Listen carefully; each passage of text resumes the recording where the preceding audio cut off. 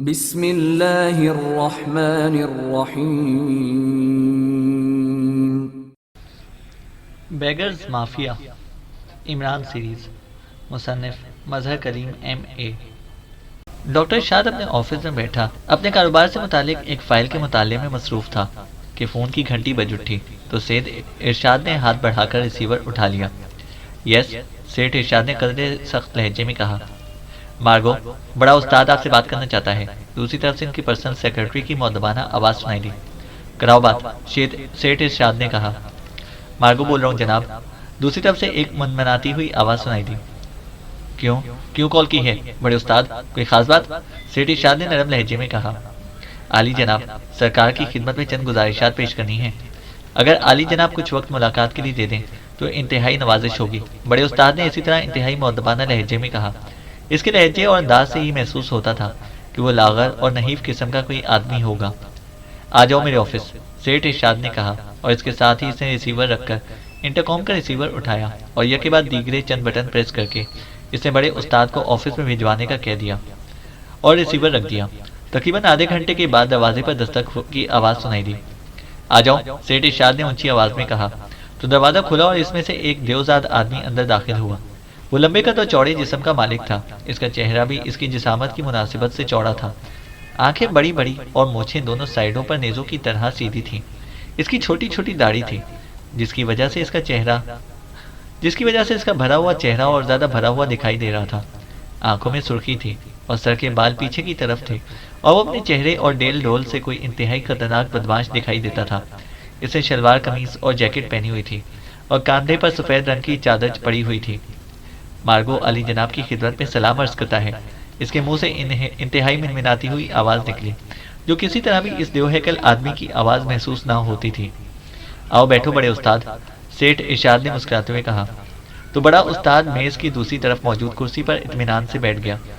کیا بات ہے، تم خاصے فکر مند نظر آ رہے ہو، سیٹھ ارشاد نے اسے غور سے دیکھتے ہوئے کہا۔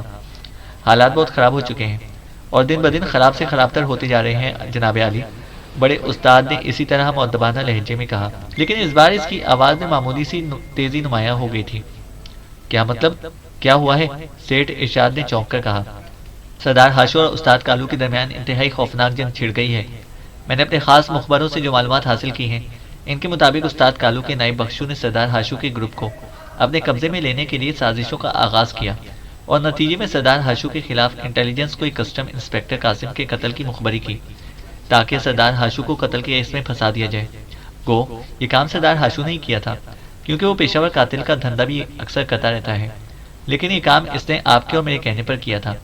انٹیلیجنس نے تو سردار ہاشو کو نہ پکڑا، البتہ بخشو نے سردار ہاشو کے ایک گروپ کے انچارج فضلو کو ایک اور پیشہ ور قاتل راجو کے ذریعے ہلاک کرا دیا، بڑے استاد نے تفصیل بتاتے ہوئے کہا۔ تو سیٹھ ارشاد ہونٹ بھینچے خاموش بیٹھا رہا۔ پھر کیا ہوا؟ سیٹھ ارشاد نے بڑے استاد کے خاموش ہوتے ہی کہا۔ ایک دوسرا پہلو سامنے آیا ہے عالی جناب، زیر زمین دنیا میں کام کرنے والا ایک بدماش ٹائیگر بھی سردار ہاشو کے خلاف کام کر رہا تھا۔ پھر اطلاع ملی کہ سینٹرل انٹیلیجنس کے ڈائریکٹر جنرل کا بیٹا عمران، جو سینٹرل انٹیلیجنس کے سپرنٹینڈنٹ فیاض کا گہرا دوست ہے اور سیکرٹ سروس کے لیے بھی کام کرتا رہتا ہے، اور وہ اس ٹائیگر کا استاد بھی ہے، اور وہ بھی سردار ہاشو اور اس کے گروپوں میں دلچسپی لے رہا ہے۔ یہ سارا فساد دراصل سردار ہاشو کے گروپ کے ایک لڑکے بختیار کے بھاگ نکلنے سے شروع ہوا تھا۔ بختیار کو اس عمران نے ہسپتال پہنچایا اور پھر وہاں سے شام نگر اس کے والدین کے پاس پہنچا دیا۔ اس کی اطلاع سردار ہاشو کو مل گئی اور پھر سردار ہاشو حرکت میں آ گیا۔ اس نے پیشہ ور قاتلوں کے ایک گروپ سے ٹائیگر کو ہلاک کرا دیا اور ایک اور خطرناک پیشہ ور قاتل بالم کے ذریعے عمران کو ہلاک کرا دیا، اور بالم کو اس نے راجو کے ذریعے ہلاک کرا دیا۔ بالم اپنی عورت مارتین کے فلیٹ میں تھا کہ راجو نے میزائل سے وہ فلیٹ ہی اڑا دیا۔ اس طرح بالم اور اس کی عورت دونوں کے ٹکڑے اڑ گئے۔ راجو کے ذریعے اسے روشو کے قاتل فقیر راکھو لنگڑے کو بھی ہلاک کرا دیا، اور پھر راجو کو سردار ہاشو نے اپنے دفتر خاص میں بلوا کر گولی مار کر ہلاک کر دیا۔ اس طرح اس نے اپنے راستے کے تمام کانٹے نکال کر پھینکے، اور ہاں، شام نگر میں اس کے آدمیوں نے اس لڑکے بختیار اور اس کے تمام گھر والوں کو بھی ہلاک کرا دیا ہے۔ اور اب سردار ہاشو صرف میری وجہ سے خاموش ہے، ورنہ وہ اب تک استاد کالو، اس کے نائب بخشو اور اس کے گروپ کے تمام افراد کا خاتمہ کرا چکا ہوتا۔ وہ ایسا ہی آدمی ہے۔ میری اس سے بات ہوئی ہے، میں نے اس سے وعدہ کیا ہے کہ استاد کالو کو کسی اور شعبے میں بھجوا دیا جائے گا، بخشو کو گولی مار دی جائے گی اور استاد کالو کے تمام گروپوں کو سردار ہاشو کی نگرانی میں دے دیا جائے گا، بڑے استاد نے کہا۔ لیکن استاد کالو کیسے پسند کرے گا؟ پھر تو وہ ان کے درمیان اور زیادہ دشمنی پیدا ہو جائے گی، سیٹھ ارشاد نے کہا۔ پھر ایک ہی صورت ہے سیٹھ صاحب کہ استاد کالو اور بخشو دونوں کا خاتمہ کر دیا جائے، ورنہ ہمارا پورا کاروبار تباہ ہو جائے گا، بڑے استاد نے کہا۔ کیوں نہ اس سردار ہاشو کا خاتمہ کر دیا جائے، سیٹھ ارشاد نے کہا۔ ایسا بھی ہو سکتا ہے سیٹھ صاحب، لیکن استاد کالو سے سردار ہاشو ہمارے لیے زیادہ فائدہ مند ہے۔ اس کے گروپس استاد کالو کے گروپ سے زیادہ کمائی کر رہے ہیں اور وہ انہیں بہت اچھے طریقے سے ڈیل کر رہا ہے، جبکہ استاد کالو کے گروپس میں اکثر لڑائی جھگڑا ہوتا رہتا ہے اور مجھے جا کر معاملہ نپٹانا پڑتا ہے، بڑے استاد نے کہا۔ یہ تو چلو ہمارا آپس کا معاملہ ہے، ایک بات میری سمجھ میں نہیں آ رہی کہ حکومت کیوں اس معاملے میں دلچسپی لے رہی ہے، سیٹھ ارشاد نے کہا۔ کچھ لوگ فقیروں سے انٹرویو کرتے رہے، وہ سب سردار ہاشو کے بارے میں ہی پوچھ رہے تھے، لیکن انہیں کسی سے کچھ بتایا نہیں گیا اور وہ لوگ آنا ہی بند ہو گئے، بڑے استاد نے کہا۔ مجھے تو یہ معاملہ زیادہ سنگین لگتا ہے بڑے استاد، سیٹھ ارشاد نے کہا۔ تو پھر آپ حکومت کو ٹٹولیں اور اصل بات معلوم کریں۔ ویسے میں نے اپنے طور پر انٹیلیجنس اور پولیس سے معلومات حاصل کی ہیں، وہاں کسی قسم کی کوئی بات نہیں چل رہی، بڑے استاد نے کہا۔ بڑے استاد، کیوں نہ کچھ دنوں کے لیے سردار ہاشو اور استاد کالو دونوں کو ہی ملک سے باہر بھیج دیا جائے، تمام گروپوں کو تم خود سنبھال لو، اور جب پوری طرح تسلی ہو جائے کہ کوئی مسئلہ باقی نہیں رہا تو پھر انہیں واپس بلوا لیا جائے، سیٹھ ارشاد نے کہا۔ اس سے کیا ہوگا جناب عالی، بڑے استاد نے حیرت بھری لہجے میں کہا۔ حکومت کی دلچسپی کی وجہ چونکہ سمجھ میں نہیں آ رہی، اس لیے مجھے خطرہ محسوس ہو رہا ہے کہ اگر سردار ہاشو یا استاد کالو میں سے کوئی حکومت کے ہاتھ لگ گیا تو لامحالہ وہ تمہارا اور میرا نام انہیں بتا دے گا، اس طرح ہماری بے حد بدنامی ہوگی، سیٹھ ارشاد نے کہا۔ اوہ یہ بات ہے، آپ واقعی بہت گہرائی میں سوچتے ہیں جناب۔ میری تو خیر ہے، لیکن ان فقیروں کے ساتھ آپ کا نام آ گیا تو واقعی مسئلہ بن جائے گا۔ لیکن جناب عالی، آپ کا تو کسی سے براہ راست کوئی تعلق نہیں ہے، اور اگر تعلق ہے تو میرا ہے، اس لیے اگر کوئی کسی بڑے آدمی پر کیچڑ اچھالتا ہے تو یہ کیچڑ پلٹ کر اس کے منہ پر ہی گر پڑتا ہے۔ آپ بے فکر رہیں، میں سب سنبھال لوں گا، بڑے استاد نے بڑے اعتماد بھرے لہجے میں کہا۔ ٹھیک ہے، اگر تم سنبھال سکتے ہو تو سنبھال لو۔ ویسے میرا ویسے بھی یقینیا جانے کا موڈ بن رہا تھا، میں 1 ماہ کے لیے وہاں چلا جاتا ہوں، اور ان بیگرز کے سلسلے میں تم میری طرف سے مکمل با اختیار ہوگے، بس کمائی میں کمی نہیں آنی چاہیے، سیٹھ ارشاد نے کہا۔ جناب عالی، آپ بے فکر ہو کر جائیں، آپ کی واپسی پر جب آپ کے سامنے حساب پیش کیا جائے گا تو آمدنی پہلے سے بھی زیادہ ہوگی، بڑے استاد نے اٹھتے ہوئے کہا۔ تو سیٹھ ارشاد نے اس بات میں سر ہلا دیا۔ اس نے واقعی 1 ماہ کے لیے یقینیا جانے کا پروگرام بنا لیا تھا، کیونکہ نہ جانے کیا بات تھی کہ اس کے ذہن میں خدشات کا جال تیزی سے پھیلتا چلا جا رہا تھا۔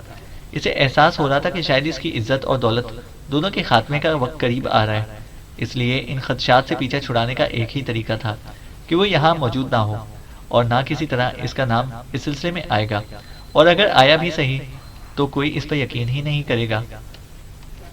صدیقی نعمانی اور چوہان کے ساتھ اس کوٹھی میں موجود تھا، جسے 4 اسٹارز کے ہیڈ کوارٹر کے طور پر استعمال کیا جاتا تھا۔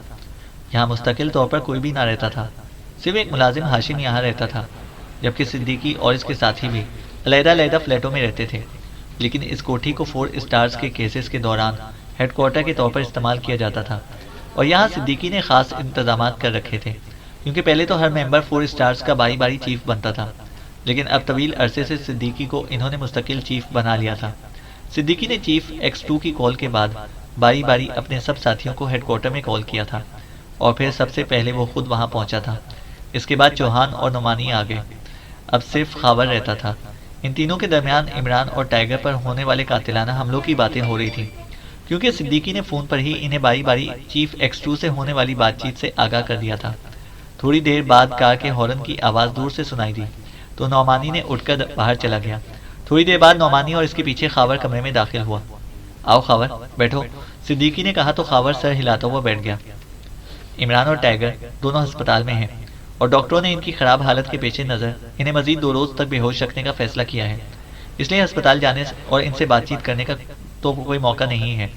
اب ہمیں اپنے طور پر اس سارے معاملے کا جائزہ لینا ہوگا، کیونکہ چیف X2 نے یہ کیس باقاعدہ 4 اسٹارز کے ذمہ لگایا ہے۔ صدیقی نے باقاعدہ کسی مذاکرے کے کمپیئر کے انداز میں بات شروع کرتے ہوئے کہا۔ یہ وہی فقیروں والا معاملہ ہے نا؟ خاور نے کہا۔ ہاں وہی ہے، ہم سروے کرتے رہے ہیں، لیکن پھر عمران صاحب نے ہمیں سروے سے روک دیا تھا۔ ان کے مطابق یہ اتنا بڑا کام ہے کہ ہم 3-4 آدمی اسے مکمل نہیں کر سکتے۔ ان کا خیال تھا کہ یہ سروے وہ کسی وزارت کے تحت یا کسی یونیورسٹی کے تحت کروائیں گے، لیکن اس سے پہلے ہی وہ اسپتال پہنچ گئے، صدیقی نے جواب دیا۔ مسئلہ کیا ہے؟ مجھے تو یہی بات سمجھ میں نہیں آ رہی، نعمانی نے کہا۔ کچھ سمجھ میں نہیں آ رہا، مسئلہ ان فقیروں کا ہے۔ ہمارا پہلے خیال تھا کہ یہ گداگر غربت کی وجہ سے بھیک مانگتے ہیں، لیکن اب ہمیں پہلی بار اس بات کا ادراک ہوا ہے کہ یہ فقیر اپنی ذات کے لیے نہیں، بلکہ یہ سب ایک مافیا ہے۔ ان کے بڑے بڑے سردار ہیں، باقاعدہ گروپس ہیں، اور ویگنیں انہیں لے کر آتی ہیں اور لے کر جاتی ہیں۔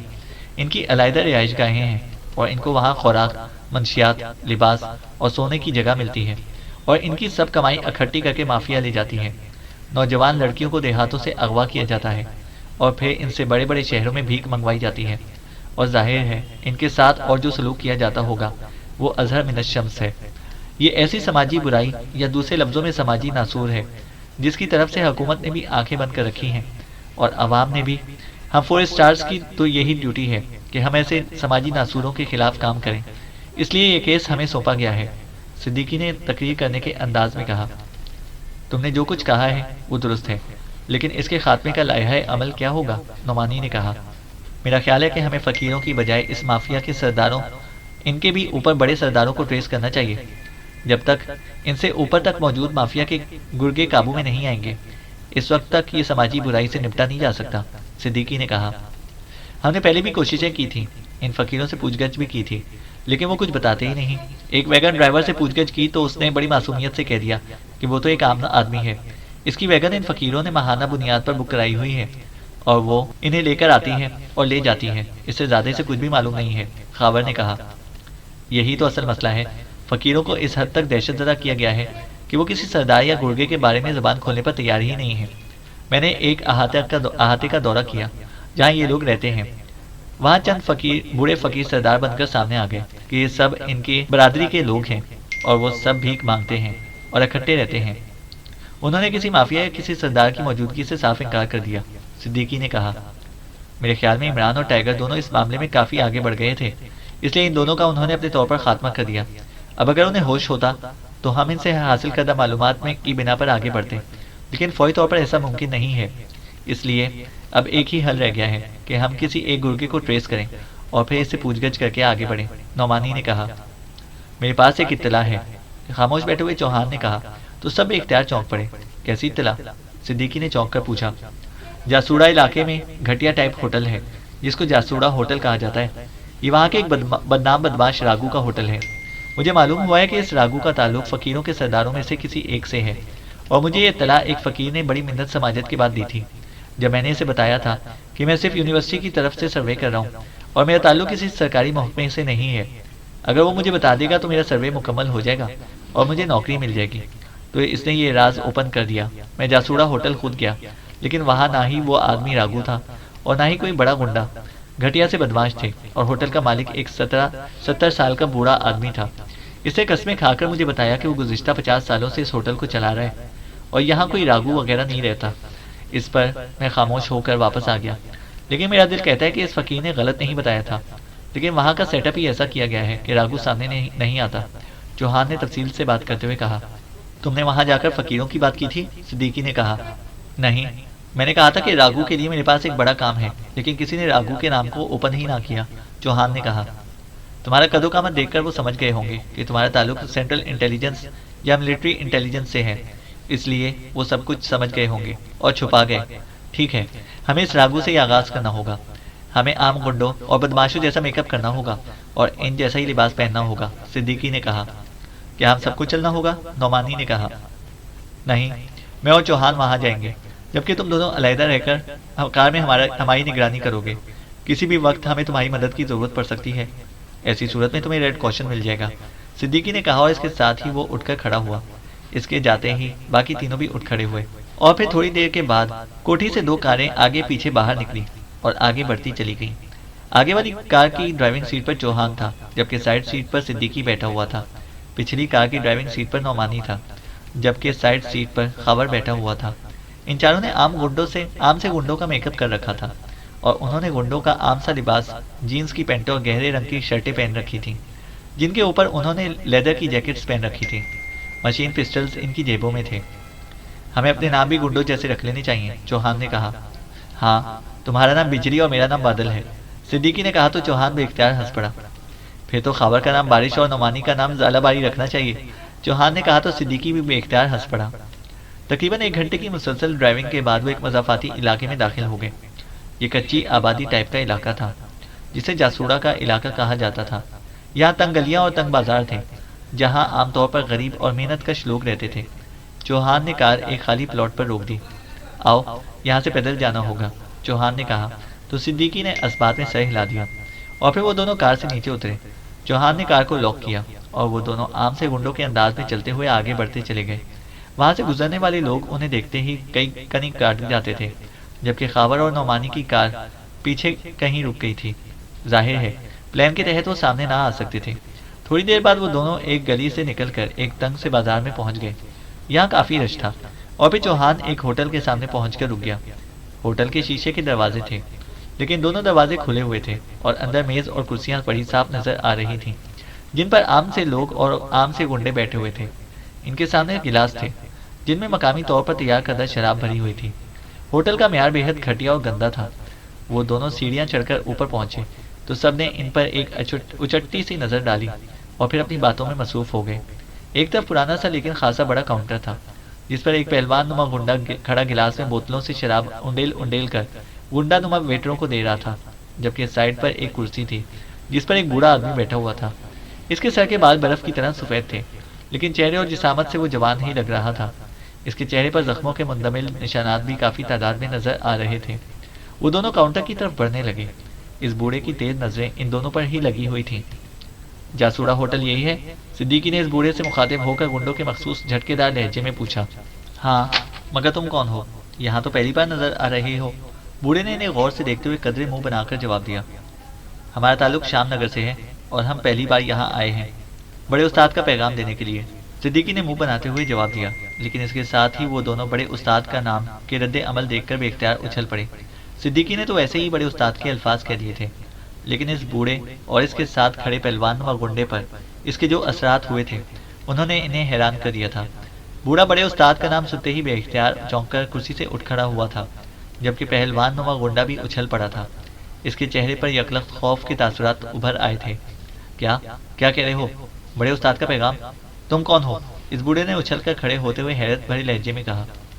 ظاہر ہے ہم پیغام لانے والے ہیں۔ میرا نام بادل ہے اور یہ بجلی ہے۔ میں نے پہلے بتایا ہے کہ ہمارا تعلق شام نگر سے ہے، صدیقی نے منہ بناتے ہوئے کہا۔ کیا پیغام ہے؟ بتاؤ، جلدی بتاؤ، بوڑھے نے بے چین سے لہجے میں کہا۔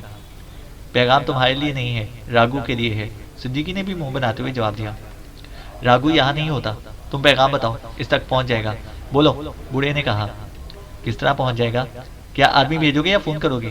اگر فون کرو گے تو مجھے نمبر بتا دو، ہم فون کر کے اسے پیغام پہنچا دیں گے، اور اگر آدمی بھیجو گے تو ہمارے ساتھ بھیج دو، صدیقی نے کہا۔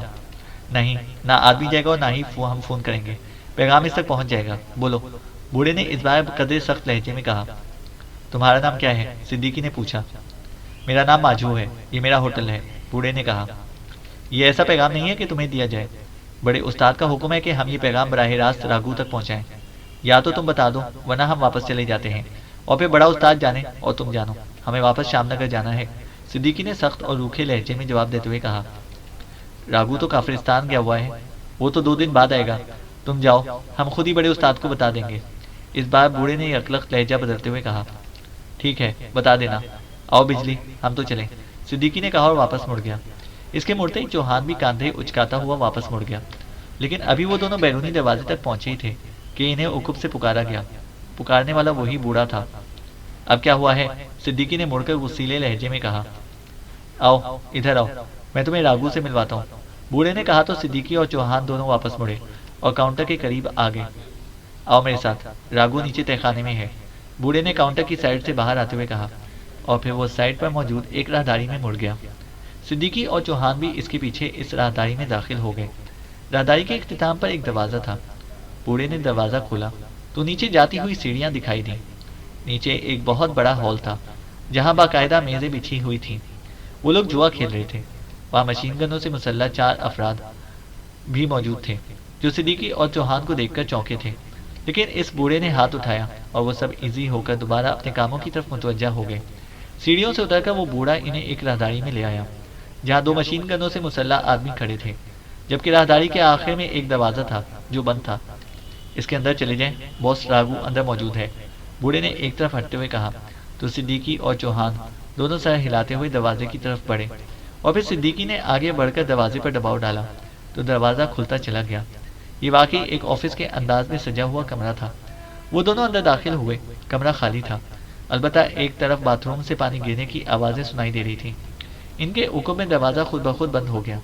اسی لمحے باتھ روم کا دروازہ کھلا اور ایک لمبے قد اور بھاری جسم کا آدمی کمرے میں داخل ہوا، اور پھر اپنے سامنے کھڑے ان دونوں کو دیکھ کر چونک پڑا۔ کون ہو تم؟ کیسے یہاں آئے؟ اس آدمی نے انتہائی حیرت بھرے لہجے میں کہا۔ اسی لمحے میز پر موجود فون کی گھنٹی بج اٹھی تو اس نے ہاتھ بڑھا کر ریسیور اٹھا لیا۔ راگو بول رہا ہوں، اس آدمی نے صدیقی اور چوہان پر نظر جمائے ہوئے ریسیور اٹھا کر کہا، اور پھر دوسری طرف سے بات سننے لگا۔ اوہ اچھا ٹھیک ہے، بڑے استاد کا نام آنے کے بعد تو مسئلہ ہی دوسرا ہو گیا ہے، راگو نے کہا، اور اس کے ساتھ ہی اس نے ریسیور رکھا اور میز کی دوسری طرف کرسی پر بیٹھ گیا۔ صدیقی اور چوہان پہلی ہی کرسیوں پر بیٹھ چکے تھے۔ ہاں اب بتاؤ کہ بڑے استاد کا پیغام کیا ہے؟ راگو نے آگے کی طرف جھکتے ہوئے کہا۔ اس نے کہا کہ سردار ہاشو کا خاتمہ کر دو، صدیقی نے کہا تو راگو بے اختیار اچھل پڑا۔ اوہ اوہ اچھا تو یہ بات ہے، ٹھیک ہے تمہارا شکریہ، راگو نے کہا، اور اس کے ساتھ ہی وہ اس طرح سیدھا ہو گیا جیسے پیغام نے اسے لمبا چوڑا جھٹکا دیا ہو، اور پھر اس سے پہلے کہ مزید کوئی بات ہوتی یکلخت چھت سے چٹک کی آواز سنائی دی، اور ان دونوں کو یوں محسوس ہوا جیسے ان کے ذہنوں پر کسی نے اچانک تاریک چادر ڈال دی ہو۔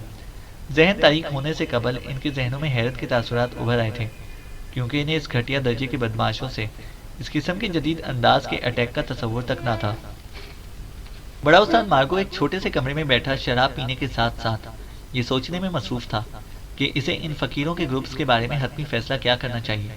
وہ باس سیٹھ ارشاد سے مل چکا تھا اور سیٹھ ارشاد نے اسے گو فری ہینڈ دے دیا تھا، لیکن وہ کوئی ایسی ترکیب سوچنا چاہتا تھا جس سے سانپ بھی مر جائے اور لاٹھی بھی نہ ٹوٹے، لیکن کوئی ایسی ترکیب اس کی سمجھ میں نہ آ رہی تھی کہ اچانک سامنے پڑے ہوئے فون کی تیز اور کرخت آواز سے گھنٹی بج اٹھی تو اس نے ہاتھ بڑھا کر ریسیور اٹھا لیا۔ ہاں کیا بات ہے؟